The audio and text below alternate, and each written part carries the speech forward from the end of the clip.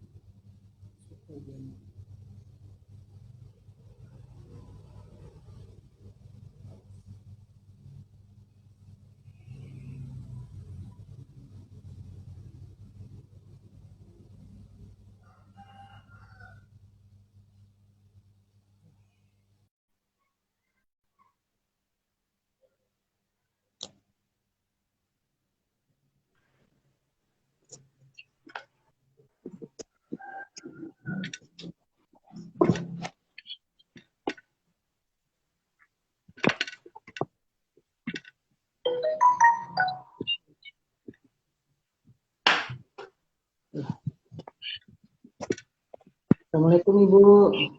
Waalaikumsalam. Ayo Mas cepat. Siap Nanti Bu, soalnya siap.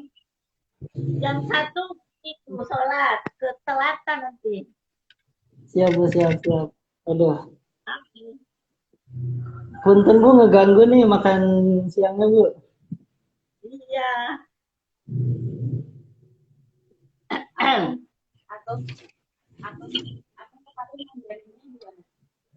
yang dari Mungkin pembukaan dulu ya Bu dari saya Bu. ya.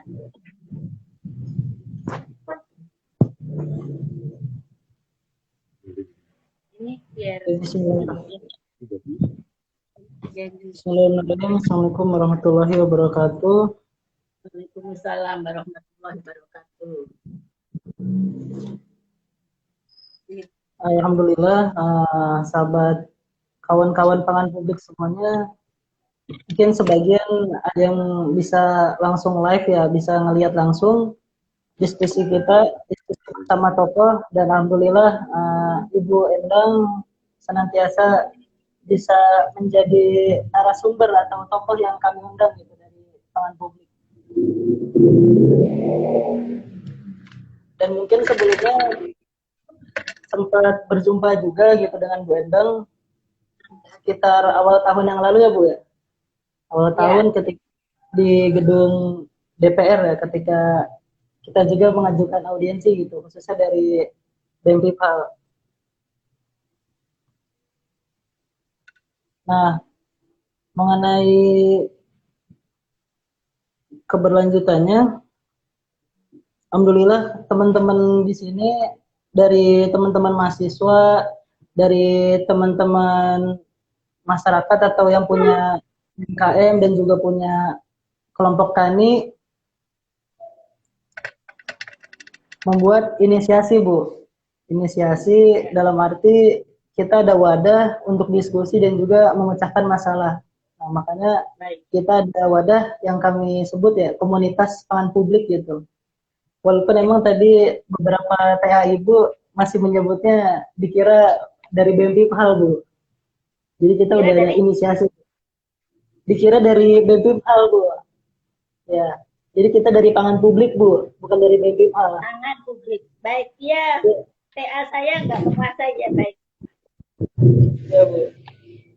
Nah, sambil berlanjut tentang pembahasan sesuai tema ya, memaknai semangat 75 tahun kemerdekaan negara Indonesia dengan meningkatkan kedaulatan pangan.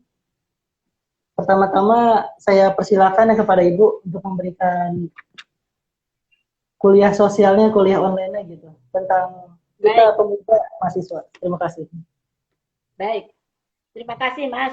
Assalamualaikum warahmatullahi wabarakatuh. Salam sejahtera untuk semua. Dirgahayu Indonesia. Semoga di ulang tahun ke-75 kita makin jaya. Nah, jadi perlu saya kemukakan nih, terutama kepada generasi muda, bahwa keadaan umum pangan Indonesia itu sebetulnya kalau kita gali potensi wilayah kita itu cukup bagus. Kenapa? Karena seperti kita ketahui bersama bahwa negara Indonesia itu adalah negara yang punya keanekaragaman hayati nomor 2 di dunia. Nah, jadi potensi-potensi lokal kita selain padi tentu saja bisa dimanfaatkan sebagai sumber kedaulatan pangan kita. Nah, untuk diketahui bahwa agroecological zone di Indonesia itu beraneka ragam sesuai dengan potensi wilayahnya masing-masing. Nah, jadi perlu saya kemukakan bahwa sebetulnya Allah Subhanahu wa taala sudah memberikan anugerah yang berlimpah kepada Indonesia disesuaikan dengan keadaan tanahnya masing-masing. Namun tadi tidak digali dan dimanfaatkan dengan baik, khususnya dari pemerintah ya. Jadi pemerintah kita setelah ada swasembada pangan pada tahun 1986 yang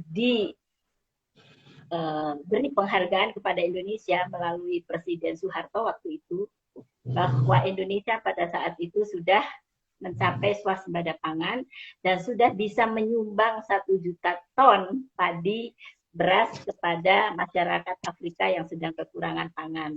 Nah, ini sebetulnya momentum yang baik untuk diteruskan.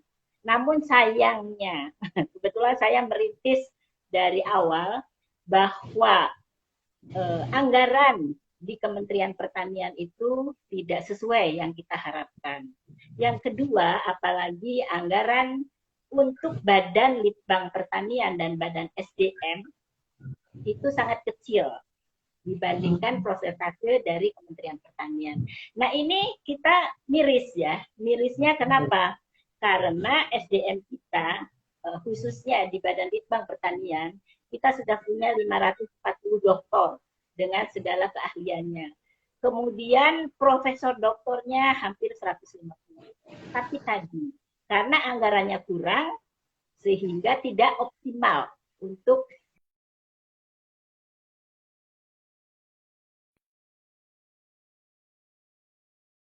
Komisi 4, itu sudah banyak varietas-varietas unggulan yang bisa dikembangkan untuk masyarakat.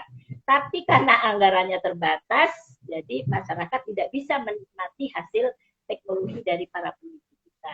Nah, untuk itu perlu ada political will yang kuat, mulai dari presiden sampai ke bawah. Dan juga ada perlindungan. Perlindungan itu maksud saya, hasil-hasil produk kita itu harus dilindungi untuk dimanfaatkan oleh negaranya sendiri, jangan sampai impor. Nah, ini sering-sering kita lagi panen raya, tiba-tiba Kementerian Perdagangannya impor. Nah, mestinya ada koordinasi yang baik antara Kementerian Pertanian, Kementerian PUPR, Kementerian Perdagangan, dan Kementerian Perindustrian. Kementerian Perindustrian itu kan mengolah hasil akhirnya. Nah, padahal pada waktu kami kunjungan ke Balai Besar tanaman padi, ya, banyak sekali hasil-hasil losit ya. Hasil losit itu sisa-sisa dari penggilingan beras yang bisa dijadikan minuman yang sehat, minuman yang segar untuk anti stunting. Nah, seperti halnya Jawa Barat, kebetulan dapil saya Kota Bogor dan Cianjur, Jawa Barat itu angka stuntingnya tinggi. Kenapa? Karena memang kearifan lokal kita ya, sosioculture kita, terutama ibu-ibunya, orang Jawa Barat itu lebih senang bersolek dibandingkan dengan meningkatkan gizi anak-anaknya. Itu harus kita akui, harus kita mediasi, harus kita bimbing. Nah, jadi saya dengan Kementerian Perikanan, kebetulan Kementerian Perikanan ini sekarang punya program Gemar Ikan. Gemar makan ikan. Kenapa? Karena ikan itu lebih mudah didapat dan lebih murah. Nah, jadi saya mengemas Gemar makan ikan itu dikemas dengan daun kelor.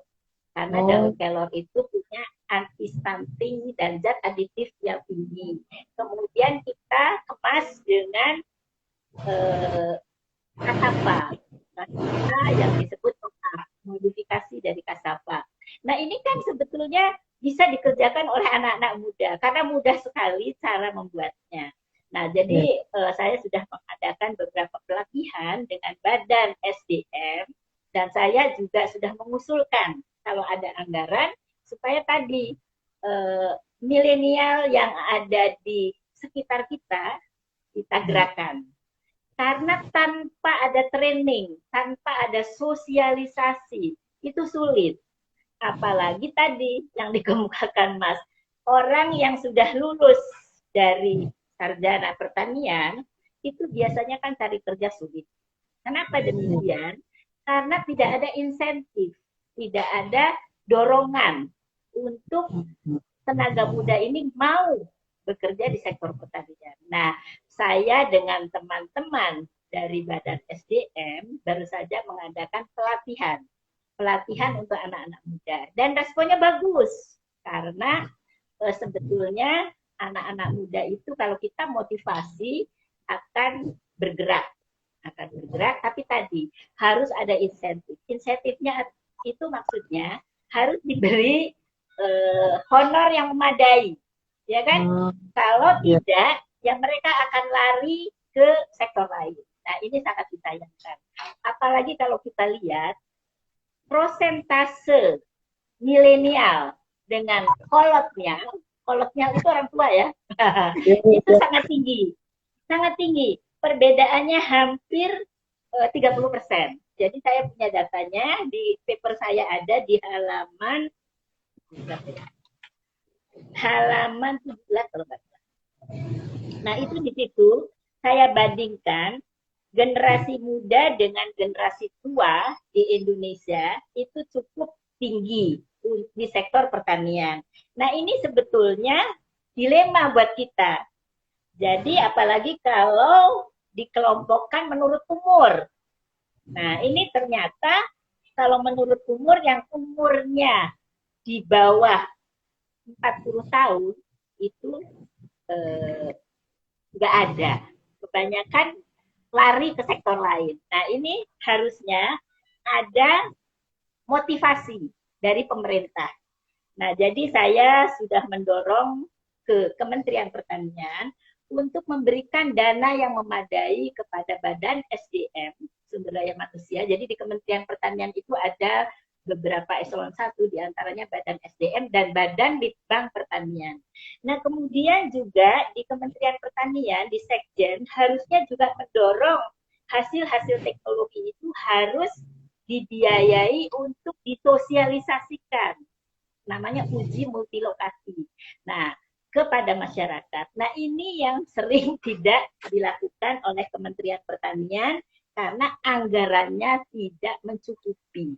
Nah, jadi ini PR kita bersama, sehingga saya mendorong beberapa kementerian, diantaranya Pertanian, LHK, dan Perikanan, karena mitra kerja kita, untuk mulai berpikir bahwa R&D, Research and Development, itu penting.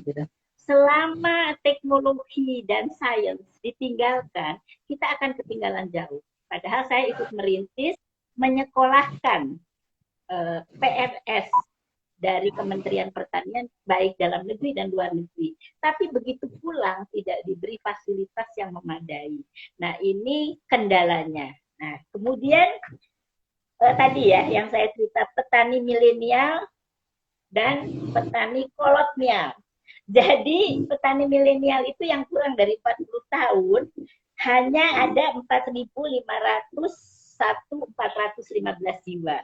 Yang di atas 40 tahun kolonial itu ada 28 juta. Artinya perbandingannya itu kira-kira seperlimanya. Nah, ini PR kita bersama. Nah, makanya tadi Mas menyayangkan, Mas Iqbal ya namanya. Mas Budi, siapa namanya? Budi. Mas Budi. Jadi, Mas Budi, ini harus kita sosialisasikan. Jadi saya bersedia jadi narasumber rutin untuk mendorong anak-anak muda berkiprah di pertanian. Nah, juga saya usulkan ini kepada beberapa kementerian bahwa fasilitas training itu juga harus dibekali dengan peralatan yang sederhana. Jadi jangan begitu training lepas. Nah, kemudian ada pengawalan teknologi. Kenapa? Karena kalau dilepas, mereka tidak akan menghayati lagi. Dan juga pasar. Nah, pasar ini kita bisa buat koperasi-koperasi di daerah masing-masing. Kenapa koperasi? Karena kalau melalui koperasi, kesejahteraan itu untuk anggotanya. Sedangkan kalau lembaga, ya, apalagi perbankan, itu ada capital outflow, pelarian dana dari desa ke kota. Dan dibiarkan. Kenapa? Karena peraturan Bank Indonesia-nya membolehkan. Jadi bank itu kan ada harus dihitung untuk biaya operasional. Biaya operasional yang cukup tinggi. Kenapa? Karena bangunan-bangunan bank itu kan mewah-mewah. Kemudian letaknya di kota. Nah, Kementerian Pertanian sudah mensosialisasikan kartu tani. Tapi kalau menurut saya belum kena sasaran. Kenapa? Karena tadi kartu tani itu belum dipahami oleh seluruh masyarakat petani, apalagi petani tuanya lebih banyak dibandingkan dengan petani muda. Petani tuanya gaptek, ya kan? Petani mudanya yang sudah mengerti internet, tapi jaringan internetnya belum memuaskan. Nah, jadi ini PR kita bersama. Jadi saya sarankan generasi muda untuk tidak patah semangat. Kenapa? Karena Indonesia ini dengan 267 juta penduduk tidak akan mampu kalau hanya dikelola oleh segelintir orang. Jadi kita harus bersama-sama untuk mendorong, mengemas sesuai dengan agroecological zone setempat. Jadi potensi wilayah setempat. Jadi misalnya Cianjur. Cianjur tuh potensinya apa? Jadi jangan sampai kita nanam yang tidak cocok. Gitu loh. Itu namanya pertanian agroecological zone. Nah, kita sebetulnya sudah ada mappingnya. Nah, tapi tadi pemerintah daerah ya harusnya melindungi. Karena mapping yang sudah bagus itu sering-sering dikacau oleh bupati atau wali kotanya. Karena, mohon maaf ya, suka disogok misalnya daerah pertanian yang subur untuk jalan tol, untuk industri yang nggak benar. Nah, itu biasa perumahan. Nah, ini kan harus ada komitmen yang tinggi. Nah, belum lagi yang saya hadapi, banyak sekali kepala-kepala dinas kita di daerah yang tidak sesuai dengan profesinya. Asalkan dia adalah tim suksesnya wali kota atau bupati pada waktu dia mempromosikan.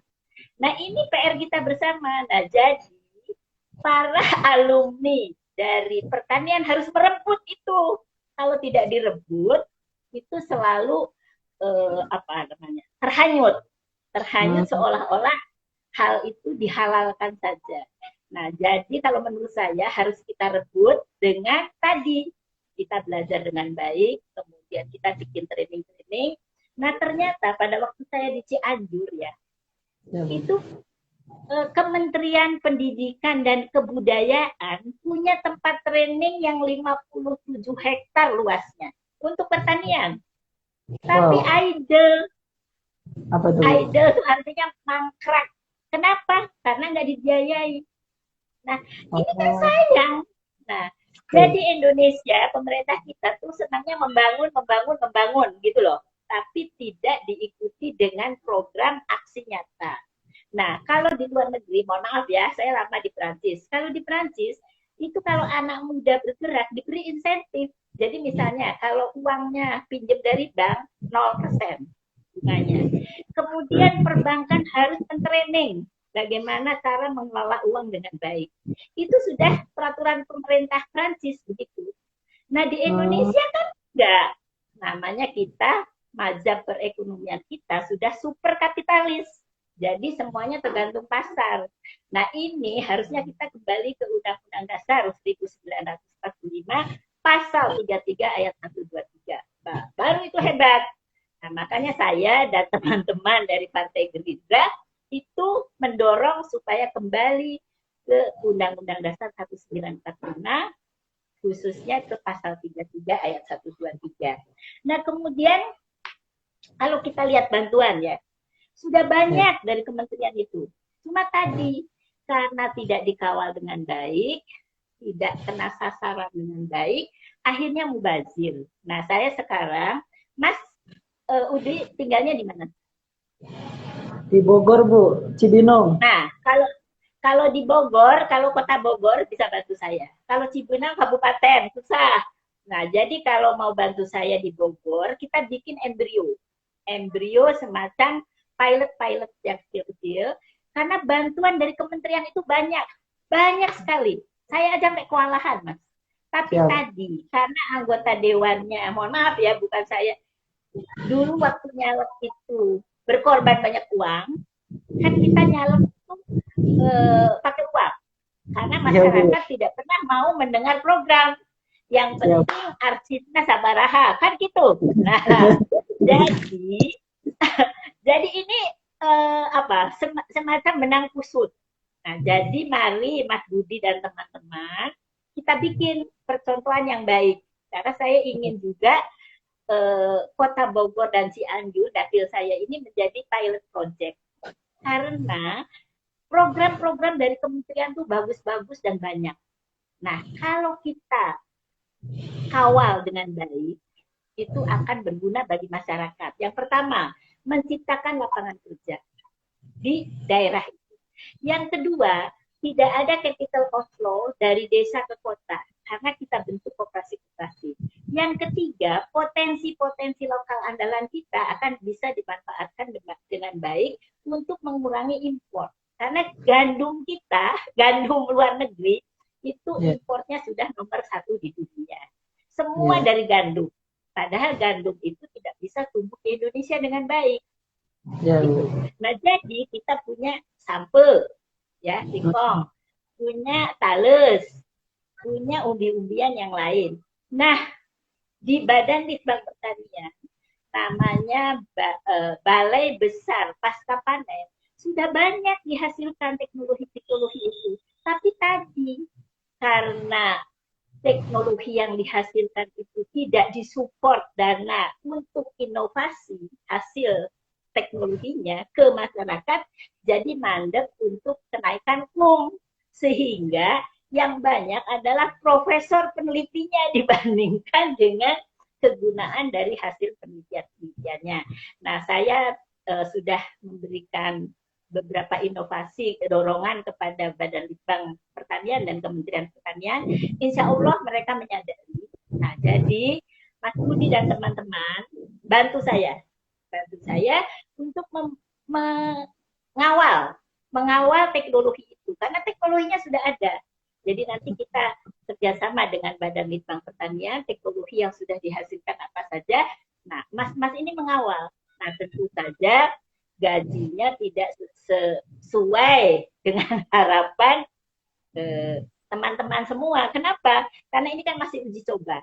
Dan saya pun, gaji saya untuk teman-teman semua nantinya dibagi-bagi gitu.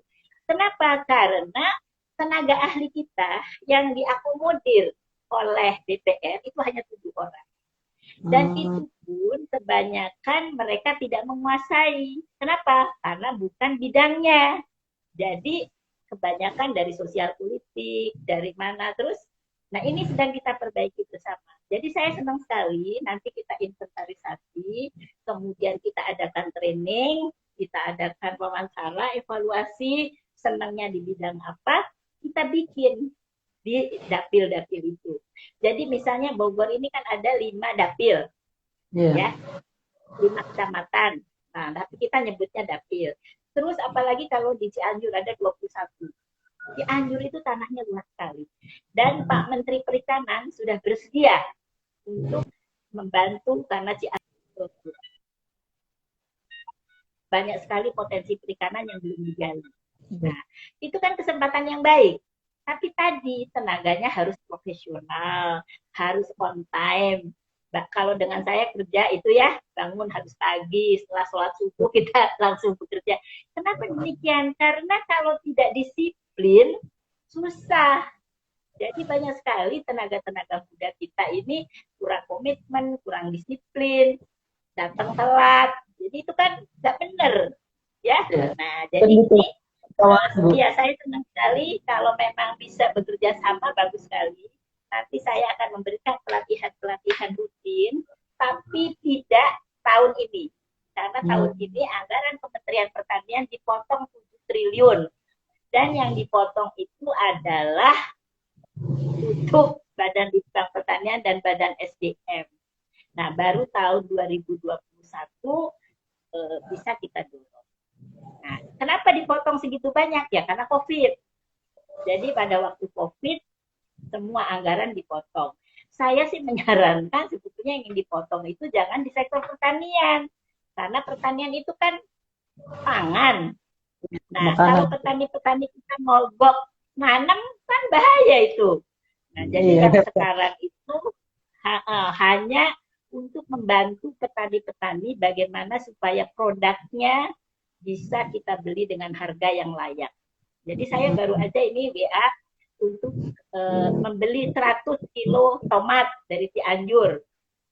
karena mereka produknya tidak ada yang beli. Nah, jadi itu kendala-kendala yang kita hadapi. Nah, ekspor di produk pertanian ini sudah cukup banyak. Nah, cuma tadi peraturan-peraturannya yang sering mengganjal. Nah, jadi mudah-mudahan dengan adanya asosiasi, apa tadi Mas namanya? Pangan publik, Bu. Asosiasi apa? Pangan publik. Pangan publik. Pangan publik. Publik. Pangan didik. Ya. Pangan publik. Nah, itu bisa bekerja sama dengan kita untuk mendorong beberapa kementerian berkontribusi terhadap karya nyatanya. Karena memang agak sulit ya, agak sulitnya itu selama ini birokrat jalan sendiri, ya kan? Pengusaha jalan sendiri, mahasiswa jalan sendiri, masyarakat jalan sendiri. Nah, mari kita gabung. Nah, kemudian untuk pemasaran yang era pandemi ini yang harus kita perhatikan. Jadi, Mas bisa mengawal ya untuk kualitasnya.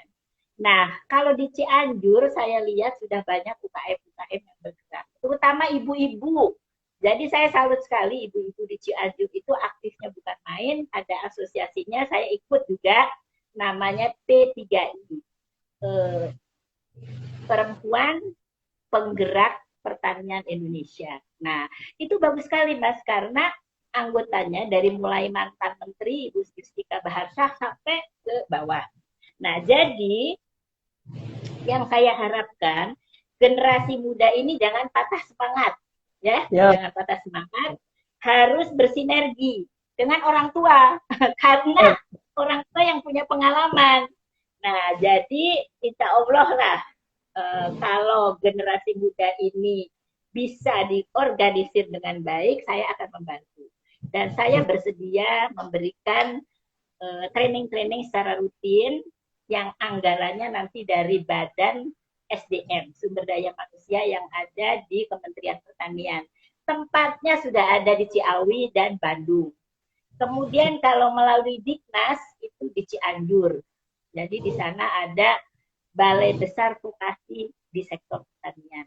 Jadi sebetulnya banyak yang bisa kita lakukan, tapi belum nyambung. Belum nyambung karena tidak ada tukang jahitnya. Nah, sekarang saya bersedialah jadi tukang jahit untuk nyambung bagaimana keadaan di untuk mendorong milenial ini. Nah, terus yang lebih membanggakan, Mas, baru saja ini ada penghargaan tentang kopi di Paris. Itu 23 pemenangnya dari Indonesia. Jadi kopi Indonesia itu terkenal. Nah, sayangnya lagi-lagi dikemas di Starbucks. Jadi yang untung Starbucks. Nah, mestinya kita kemas sendiri. Nah, itu ya. Nah, kemudian pangan lokal. Pangan lokal itu sudah banyak sekali yang bisa kita hasilkan, tapi tadi belum disosialisasikan dengan baik. Nah, jadi untuk diketahui, ini nggak bisa ditayangkan ya. Jadi saya bekerja sama dengan mitra kerja Kementerian Perikanan, Kementerian Pertanian, Kementerian Lingkungan Hidup, dan Kehutanan. Nah, dari Kementerian Lingkungan Hidup dan Kehutanan ada program pengelolaan sampah. Nah, saya sudah mulai di Indonesia ya, nanti bisa dilihat, malah diberi fasilitas oleh Direktorat Jenderal Pengelolaan Sampah. Nah, jadi sebetulnya banyak yang bisa diakses. Nah, yang belum adalah Bulog, karena sekarang Bulog ini sedang rugi, jadi saya belum melakukan kerjasama dengan Bulog. Jadi ruginya tiap tahun ini kira-kira 17 triliun. Nah, jadi itu Mas yang saya sampaikan, mudah-mudahan bermanfaat dan bisa bersinergi dengan baik. Terima kasih. Assalamualaikum warahmatullahi wabarakatuh. Waalaikumsalam warahmatullahi wabarakatuh. Mungkin pertanyaan, Bu. Baik, ya. Pertanyaan mungkin yang pertama ya, sebelum agak panas pertanyaannya. Ya. Harapan Ibu gitu mengenai kedaulatan pangan dan juga HUT NKRI ke-75 ini bagaimana, Bu? harapan saya ya, kalau generasi mudanya bergerak, insya Allah bisa diatasi. Karena tadi generasi muda ini sangat kita harapkan sebagai ujung tombak dari pembangunan. Ya, jadi saya sangat yakin kalau generasi muda bergerak, insya Allah. Kan Bung Karno juga mengatakan, berilah saya 10 pemuda, gitu kan? Nah, maka gunung akan bisa kita geser. Nah, jadi anak-anak muda harus tadi punya motivasi yang kuat. Apalagi Mas? Ya, tentang ini Bu, tentang mungkin tadi yang tentang kita negeri macan Asia tadi sudah sempat diterangkan ya tentang macan Asia. Jadi negeri yang berkedaulatan pangan Indonesia. Ya. Nah, berarti mengenai penyampaian Ibu, berarti kita butuh ada apa namanya sinergitas dan juga kolaborasi ya Bu ya antar tamatan mahasiswa pertanian, mahasiswa teknologi pangan gitu. Ya. Betul, harus ada sinergi kerjasama karena kalau tidak sulit. Kalau jalan sendiri-sendiri sulit. Sulitnya itu tidak bisa nyambung karena program-program dari kementerian itu juga harus menyalurkan dananya ke kelompok-kelompok, tidak bisa perorangan. Nah, jadi saya pikir lebih baik kita bikin tadi kerjasama MOU begitu dengan beberapa. Oh gitu ya. Apalagi mengenai ini Bu, apa yang mungkin sebelumnya udah sempat di-share juga ke tenaga ahli. Jadi kan sempat viral ya video tentang dokumenter tentang negara, wabah dan krisis pangan ya Bu. Ya. Nah, tentang kan kalau tidak salah kita sudah sempat mendengar ya adanya undang-undang alih fungsi lahan. Ya. Nah, kira-kira tanggapan kita dan juga mungkin respon Ibu tentang peristiwa itu bagaimana Bu? Ya, jadi tentang undang-undang alih lahan itu kita harus bekerja sama dengan Kementerian Agraria. Nah, saya sudah tulis jawaban ini, nanti saya WA, saya forward. Jadi koordinasi itu penting. Nah, selama ini tiap kementerian itu ada ego sektoral. Nah, jadi mestinya kita bekerja sama dengan Kementerian Agraria karena yang mensertifikasi tanah-tanah itu dari Kementerian Agraria. Nah, itu ada di Komisi 2. Saya kan di Komisi 4. Nah, ya, jadi kita antar komisi juga harus bersinergi. Nah, juga tadi Pemda, dengan adanya otonomi daerah, Pemda itu berkuasa. Jadi Pemda juga harus bijak. Kalau ada pembangunan, kita lihat tata ruangnya. Jadi kalau tanah-tanah yang subur sebaiknya tidak dialihfungsikan gitu loh. Jadi sekarang ini apalagi kan jalan tol di mana-mana. Nah, itu juga merusak tata ruang, Jadi sebaiknya harus dicari jalan keluar, harus ada koordinasi yang baik. Koordinasinya dari Menko Perekonomian. Nah, jadi kami pun sudah menyurati dari Komisi 4 ya, ketua kami sudah menyurati Menko Perekonomian untuk bersinergi. Karena lucu juga Mas, kita baru saja nih kunjungan kerja ke Tuntang. Di situ bawang putih lagi panen. Tiba-tiba Menteri Perdagangannya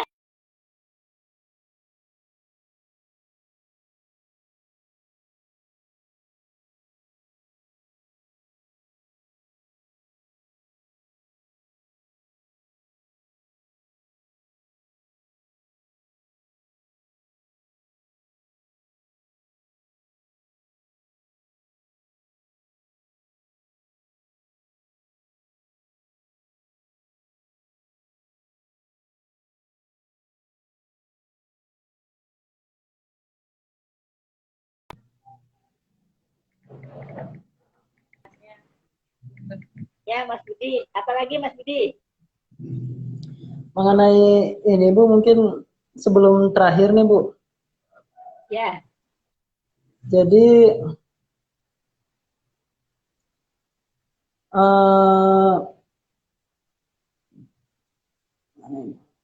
nah tentang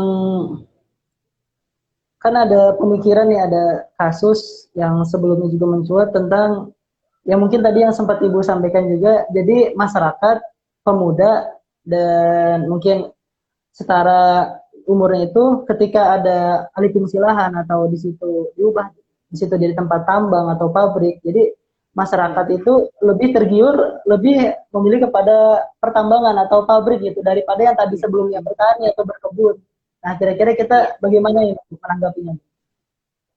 Jadi kita harus mensosialisasikan bahwa pangan itu adalah unsur utama sebagai ketahanan nasional.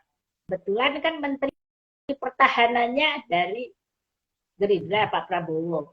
Nah, Pak Prabowo ini selalu meyakinkan bahwa negara tidak akan bisa bertahan kalau kekurangan pangan. Makanya beliau sekarang sebagai koordinator kedaulatan pangan yang akan membuat beberapa lumbung pangan di beberapa daerah. Nah, jadi generasi muda juga harus mengikuti perkembangan-perkembangan yang ada. Nah, malahan ada juga program bela negara. Nah, bela negara itu kalau menurut saya dari pangan, Mas. Kalau kita kekurangan pangan, di embargo, ya kita kelaparan. Jadi kita harus mensosialisasikan kepada generasi muda bahwa kedaulatan nasional itu sangat bergantung kepada kedaulatan pangan. Siap. Ya, nah, mungkin apa lagi? Sebelum ini Bu, yang terakhir nih Bu. Mangga. Nah, mungkin sedikit perkenalan. Jadi kan sebelumnya emang betul ya, saya sebelumnya dari BEM Piphal Unida. Ya. Dan juga kesempatan tahun ini dan mungkin tahun depan kan saya menjabat di komunitas pangan publik. Ya. Nah, dan kedepannya dimungkinkan ya tidak kita ada sinergitas untuk pergerakan kedaulatan pangan ini, Bu? Bisa sekali, Mas. Terutama saya di dapil saya. Saya tidak melibatkan orang lain ya, karena belum tentu semua anggota dewan kayak saya. Jadi kalau Mas mau bantu di dapil saya, mau enggak, saya terbuka lebar. Nah, kita bisa manfaatkan program-program dari kementerian. Tapi tadi, Mas harus bikin asosiasi dulu, supaya kuat lembaganya. Karena kalau tidak melalui lembaga perorangan akan sulit. Kita kan sebaiknya bekerja itu saling membantu, gotong royong lah ya. Jadi kelembagaannya dulu yang kita perkuat.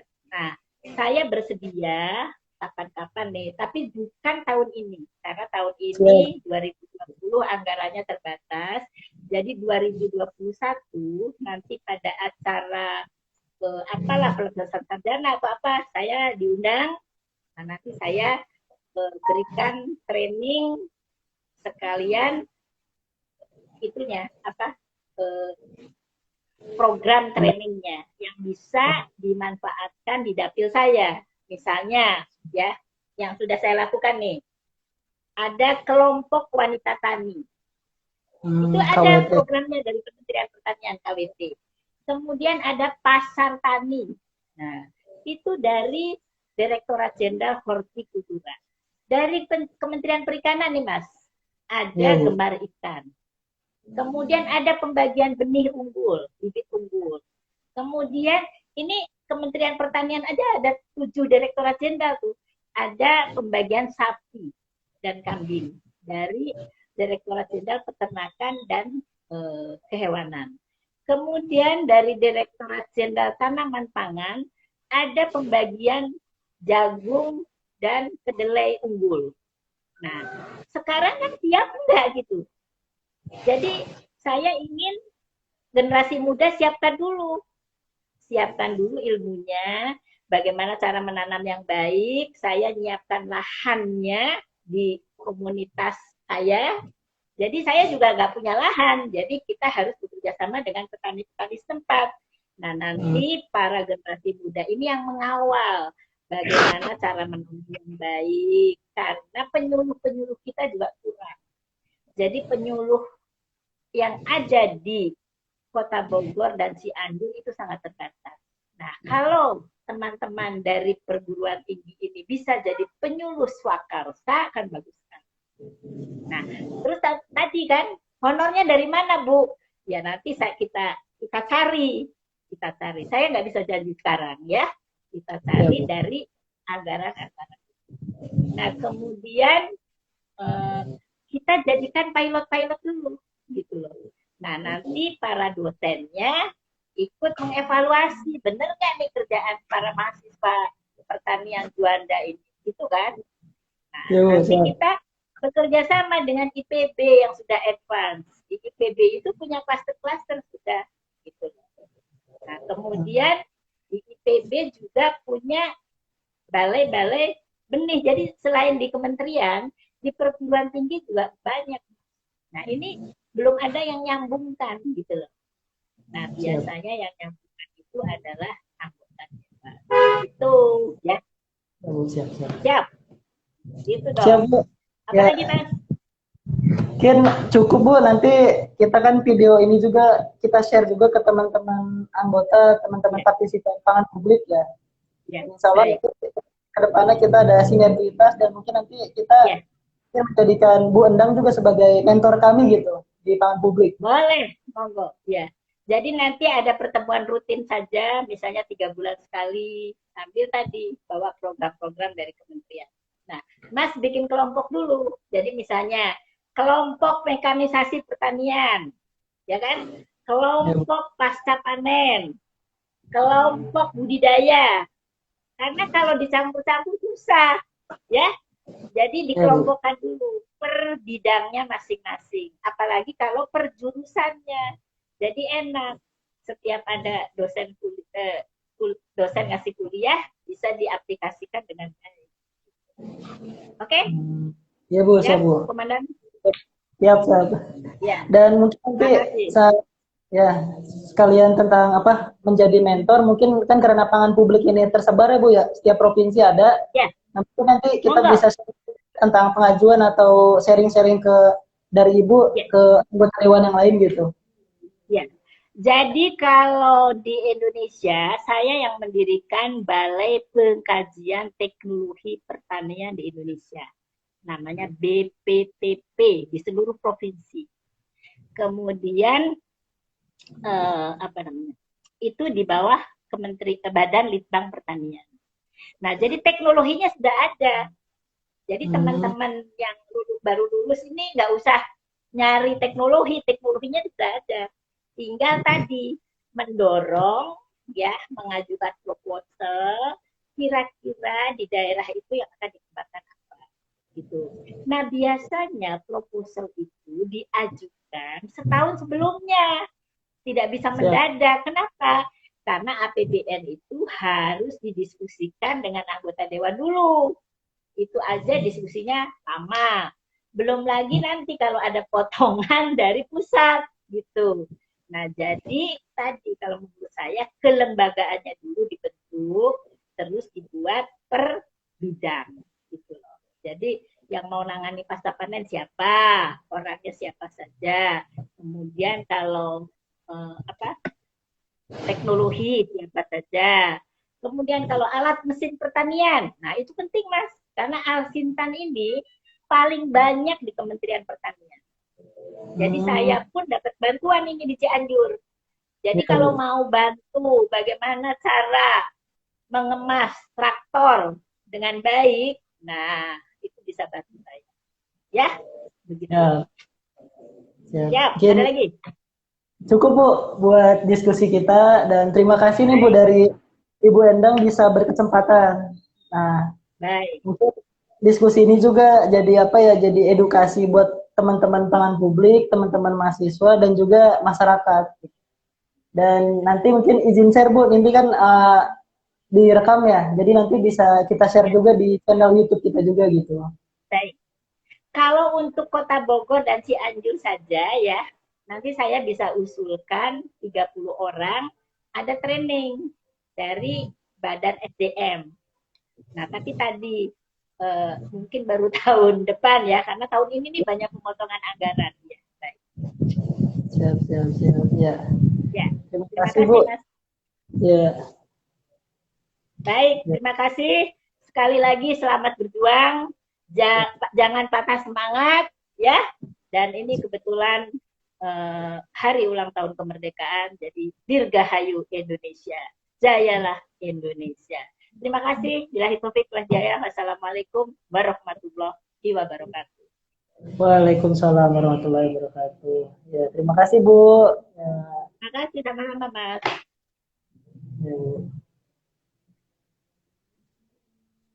Nanti yang pertanyaan saya WA ya. Iya, siap Bu. Jawabannya.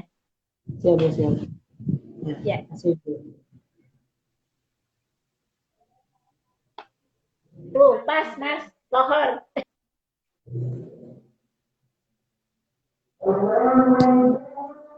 Ya, mungkin sekian ya live streaming dari kita dari Pangan Publik. Nah, nanti seterusnya akan ada mungkin beberapa tokoh Republik yang kita akan siarkan langsung. Dan misalkan nanti ke depannya ada tokoh Republik yang tidak ada waktu atau tidak bisa live streaming dengan kami, dan ini menjadi catatan besar untuk kita sebagai pemuda karena adanya tokoh-tokoh Republik yang enggan atau tidak ingin berdiskusi secara live streaming melalui Instagram Pangan Publik ya, karena ya insya Allah video-video yang kita lakukan live streaming ini akan menjadi evaluasi bersama dan juga edukasi bagi kawan-kawan sekalian, mahasiswa, masyarakat, dan juga kelompok-kelompok yang lainnya. Terima kasih bagi kawan-kawan sekalian. Mohon maaf atas segala kekurangan, dan saran komentar silakan di DM-kan atau emailkan kepada kami. Terima kasih.